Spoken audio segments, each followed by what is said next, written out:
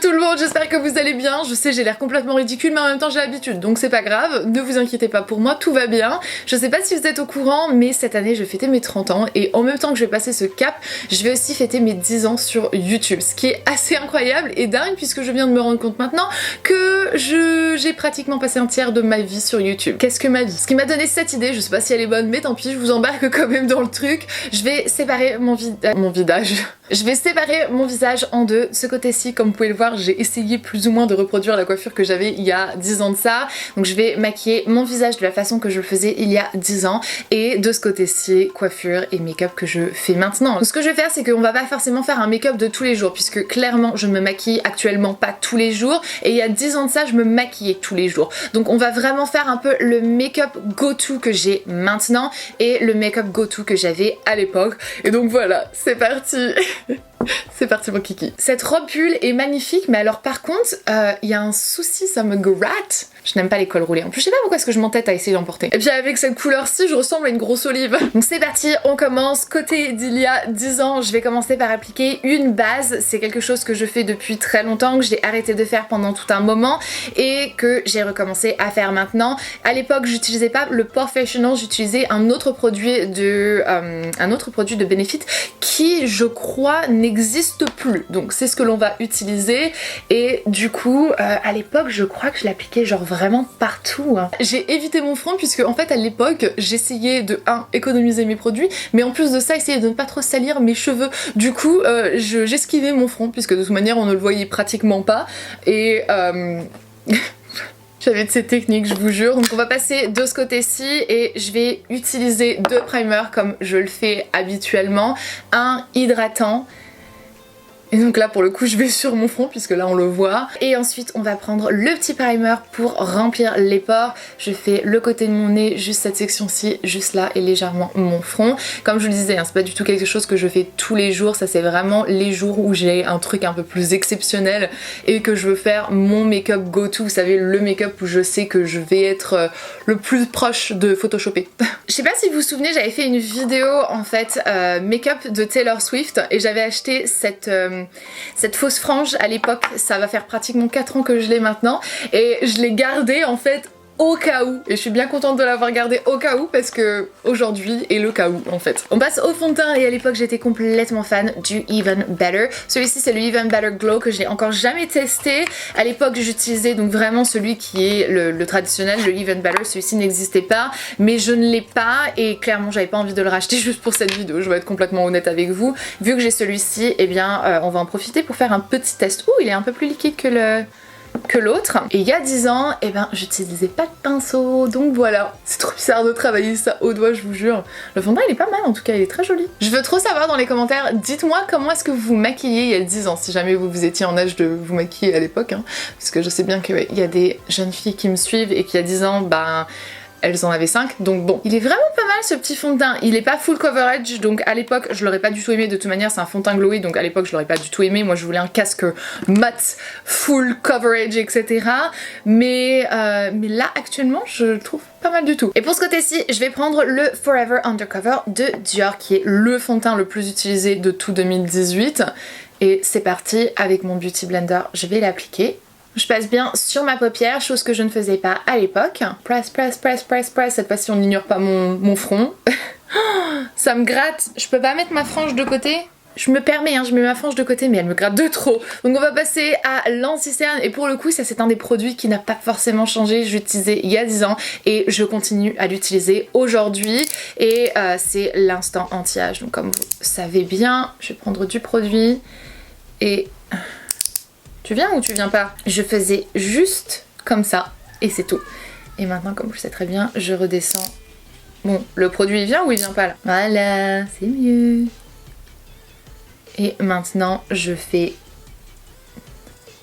tout ça. J'en mets très légèrement là, le bout de mon nez. Du coup, du côté du présent, eh bien, j'utilise mon Beauty Blender une fois de plus pour pouvoir bien estomper la matière. Et de l'autre côté, forcément, ce sera au doigt. La différence Elle est dingue, elle est vraiment trop dingue, c'est fou ce que l'anti-cerne peut faire en fait.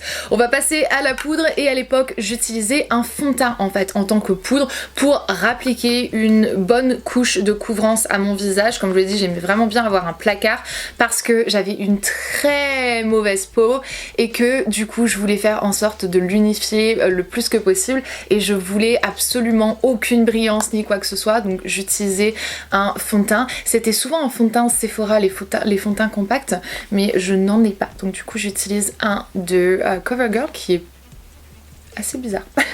Après la 50e de couche de poudre, on est bon et on va pouvoir passer au côté présent.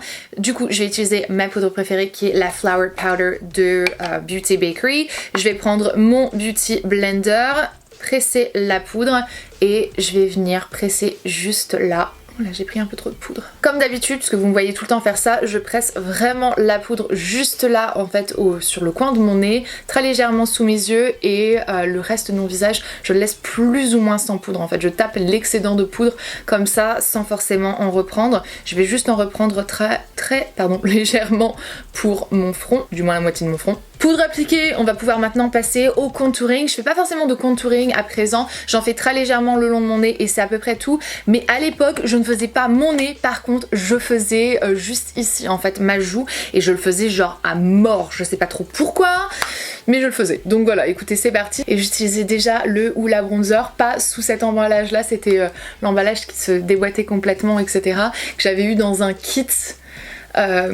Et tout ça, enfin bref, il y a toute une histoire ce ou la bronzer. Je me souviens, je faisais cette tête aussi. C'est tout pour ce côté là et de celui-ci, eh ben, je vais faire très légèrement mon contouring de mon nez et je vais réchauffer le reste de mon visage puisque je ne fais pas de contouring de mon visage, je réchauffe tout simplement avec une pointe de bronzer. Donc on va faire ça.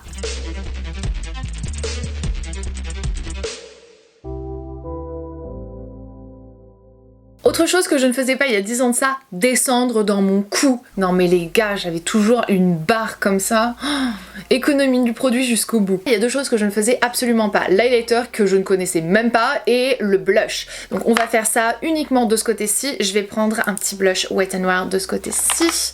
C'est une couleur pêche légèrement irisée. Autre chose, si jamais j'utilisais du blush à l'époque, ce qui ne m'arrivait jamais de la vie j'aurais utilisé quelque chose d'irisé. Il me fait trop penser au orgasme de Nars mais en 10 fois moins cher. Pour finir du côté du visage du coup, eh bien l'highlighter. L'highlighter je l'ai découvert pas très longtemps après, sauf que j'utilisais complètement mat et j'utilisais juste là en fait un peu comme j'applique maintenant mon anti-cerne, sauf que j'utilisais une poudre ou une crème complètement mat à l'époque et c'est plus du tout quelque chose que je fais maintenant parce qu'il n'y a jamais assez de glow sur mon visage à mon goût.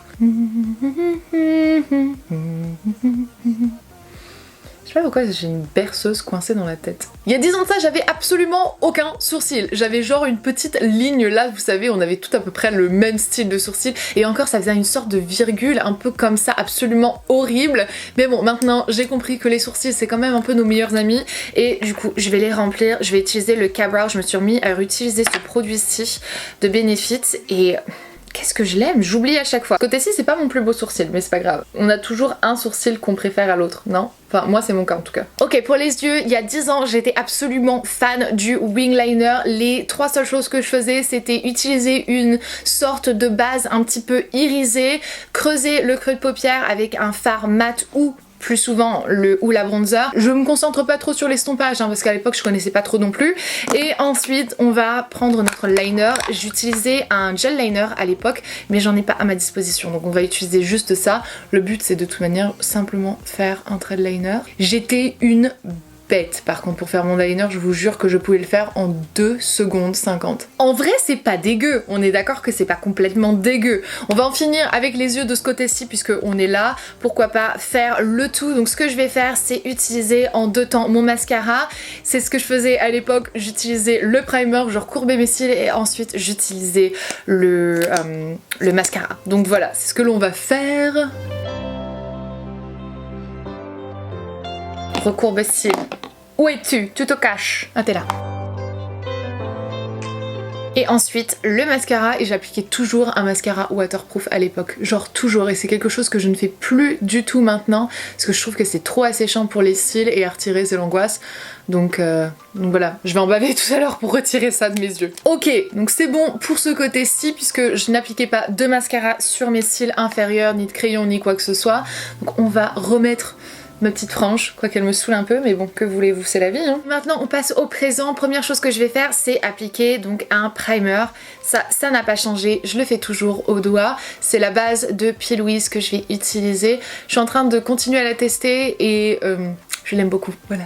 Ce qui est vachement bien, c'est qu'il en faut très peu pour unifier la paupière. Et là pour le coup c'est assez marrant parce que ça n'a pas forcément trop changé, c'est-à-dire que la plupart du temps j'utilise mon bronzer en fait en tant que fard à paupières, puisque j'aime bien avoir une certaine concordance on va dire avec le visage et les yeux. Du coup pour que ça reste vraiment dans les mêmes tonalités, je prends mon bronzer. Donc c'est ce que je vais faire, je vais prendre en fait la poudre contouring de ma petite palette que j'ai ici et je vais vraiment l'appliquer comme un fard.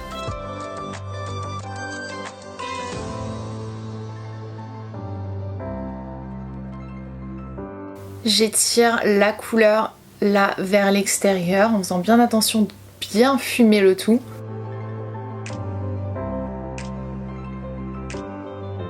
Je prends un plus petit pinceau boule et je vais reprendre cette même couleur, mais maintenant on va passer en ras de cils inférieur et je vais fumer le ras de cils inférieur le plus que possible. Je descends quand même assez bas.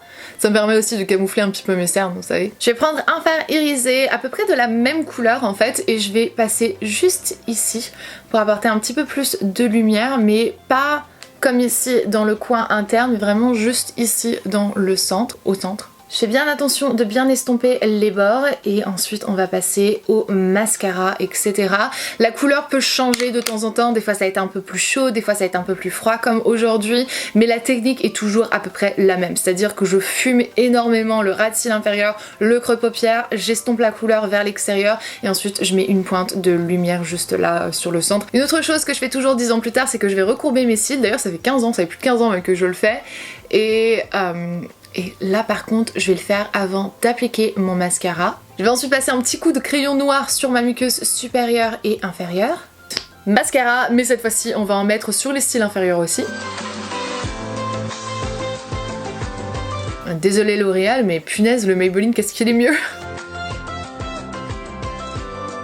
Et parce que ces temps-ci je me suis amusée un petit peu plus à jouer avec des fossiles, et ben je vais en mettre du coup 3, 2, 1. Voilà pour les yeux, on va maintenant finir par la dernière étape qui est les lèvres. Et à l'époque il y avait deux produits que j'adorais, c'était deux produits Too Faced. J'avais le Lip Injection et donc c'était un gloss transparent qui est un repulpeur et un rouge à lèvres nude. Du coup on va faire un petit peu un combo des deux, chose que j'aimais bien faire à l'époque. Le rouge à lèvres nude Too Faced que j'utilisais à l'époque il n'existe plus, il a été discontinué et je l'ai encore dans ma collection, mais il est genre expiré depuis au moins 8 ans. Donc on va s'en passer, on va mettre une petite pointe de nude, et c'était toujours un nude mais ultra clair, et une pointe de gloss. C'est trop bizarre, je vous jure. Donc de ce côté-ci, on va rester du côté un peu plus nude, mais légèrement plus soutenu et légèrement plus rose, donc un peu plus de la couleur de mes lèvres en fait. Et du coup je vais faire le contour de mes lèvres avec, je sais pas pourquoi je m'entête à parler lorsque je fais mes lèvres, je vais utiliser le crayon Boldly Bare, donc qui est mon crayon préféré de tous les temps. Et depuis quelques années je dépasse toujours le contour de mes lèvres en fait, chose que je faisais pas il y a 10 ans de ça. Une pointe de rouge à lèvres. Et on clôture tout ça avec une pointe de fixateur de maquillage. C'est quelque chose que je ne faisais pas du tout il y a 10 ans, donc du coup on va faire attention de ne pas faire celui-ci de côté et uniquement celui-là. Oula, j'ai été généreuse. Petite mèche rose, faut que je la fasse ressortir un petit peu plus. Donc voilà, j'espère vraiment que cette vidéo vous a plu. J'avais envie de commencer en fait 2019 un petit peu plus tranquillement. Vous savez, c'est notre première semaine de retour sur la chaîne. Je me suis dit allez, on y va, tout doucement, avec des vidéos un petit peu plus fun. Et très sincèrement, j'avais envie de voir en fait sur mon visage, l'un à côté de l'autre, mon make-up de mes 20 ans et mon make-up de mes pratiquement 30 ans. Et c'est assez bizarre parce que pendant que c'est assez différent, c'est pas forcément choquant non plus. Je n'aurai plus jamais un teint aussi mat et aussi uniforme que ça, avec Non mais le contour il est quand même assez dingue, j'ai l'impression d'avoir le visage qui est complètement, vous savez, aplati de ce côté-ci. Mais voilà, c'était vraiment fun à faire, j'espère que cette vidéo vous a plu. Comme je vous l'ai dit en début de vidéo, n'hésitez surtout pas à me dire en fait les techniques que vous faisiez il y a 10 ans de ça, si vous vous maquillez, ou les produits, ou ce que vous aimiez bien faire. En fait j'ai juste envie de voir si jamais il y a des trucs qu'on faisait qui étaient un petit peu similaires, vous et moi. Donc voilà, moi je vais vous laisser, je vous fais d'énormes bisous, merci infiniment d'avoir regardé cette vidéo, on se retrouvera vendredi dans une prochaine. Et comme d'habitude, jusque-là, prenez soin de vous-même. Bye!